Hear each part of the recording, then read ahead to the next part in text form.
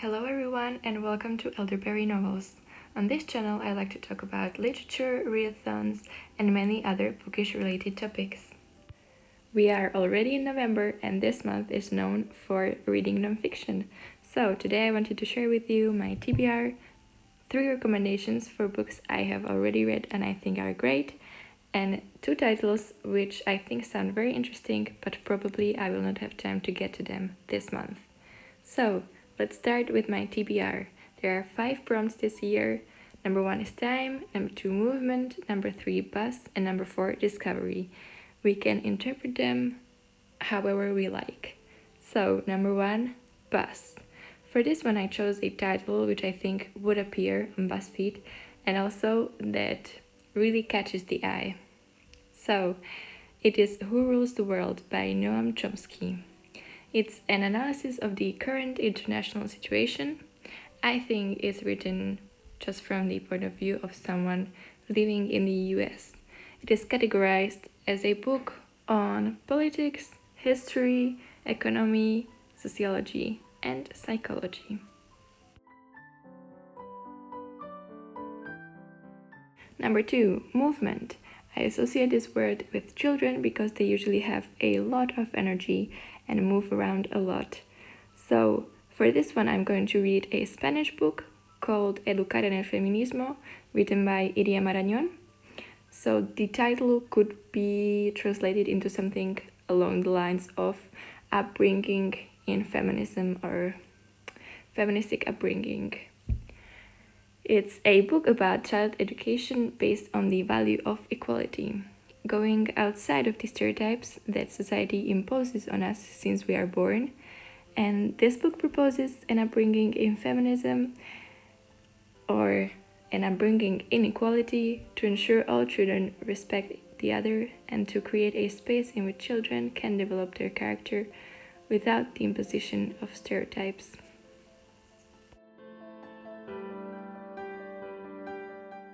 Number 3, discovery. For this one, I am choosing a newly discovered topic for me. And it's about motherhood and choosing to have or not to have children. So the book is called Regretting Motherhood, a Study by Orna. It's a book, as the title says, about the study conducted by Orna, in which she interviews women who after becoming mothers found themselves not enjoying the experience and wishing they could go back to being non-mothers. She also explores how society imposes motherhood on women and makes it a norm for women to become mothers at some point in their life. And I think it's a very interesting topic to know more about and to think more about.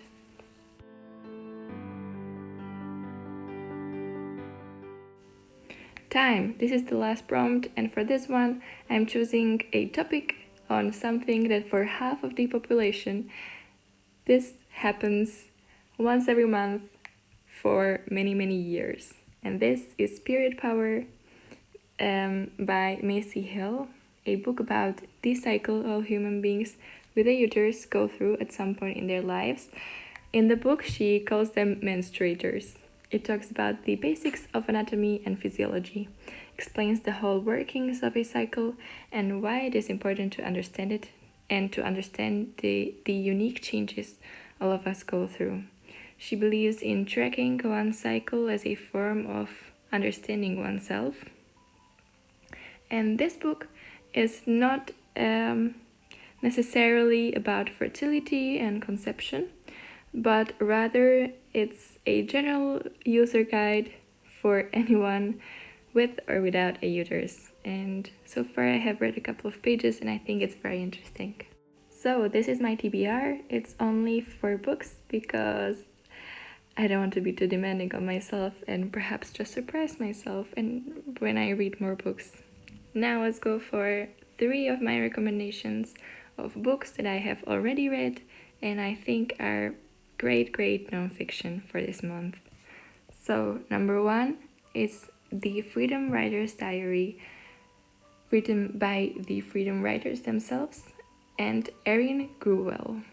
It's a very interesting and emotional read about the importance of education, equal opportunity, respect, and giving voice to important matters, even if those voices are of teenagers, because sometimes they know how to express themselves even better than perhaps adults, or have more courage to talk about things that are important to them. There are entries written by students, by the teacher, and then there is also a common ground narrative about their experiences as a group.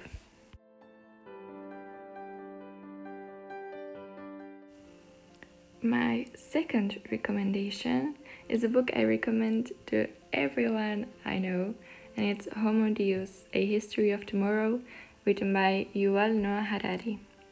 It's a very important book, in my opinion, to navigate the modern world and be able to make unbiased opinions, or as unbiased as it is possible. Not necessarily about politics, but rather about technology, morals, values, and the overall future we appear to be heading towards. I think it's a great book to pair with the documentary The Social Dilemma.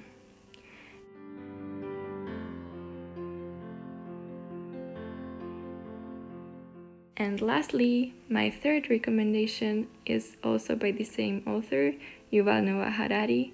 I also recommend this book to everyone I know, and it is Sapiens, A Brief History of Humankind.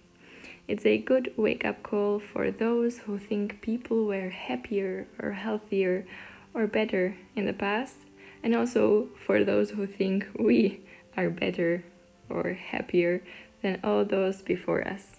I think it's a fascinating read, and I would really recommend it to you. So these were my recommendations, and now let's go for the two titles that I think sound very interesting, but I'm not going to put pressure on myself to read them this month. Number one is Republic of Shame, written by, and I am sorry if I pronounced this wrong, Caelainn Hogan. It talks about the institutions that had been created in Ireland, especially, if not only by the church, for women and afterwards their children born outside of marriage. I have seen these institutions represented in shows and watched documentaries on this topic, and I find it unjustifiably horrible. I would like to read more criticism on it, and perhaps you're interested as well on this topic.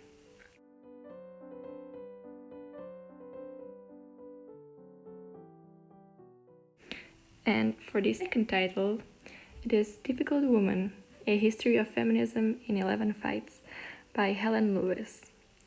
This is a book about feminism, and not just the movement or the values it pursues, but about 11 women who identified themselves with feminism and their honest, not so wonderful, or perhaps morally correct lives. This definitely caught my eye. Not only the cover, which is very eccentric, but also the synopsis.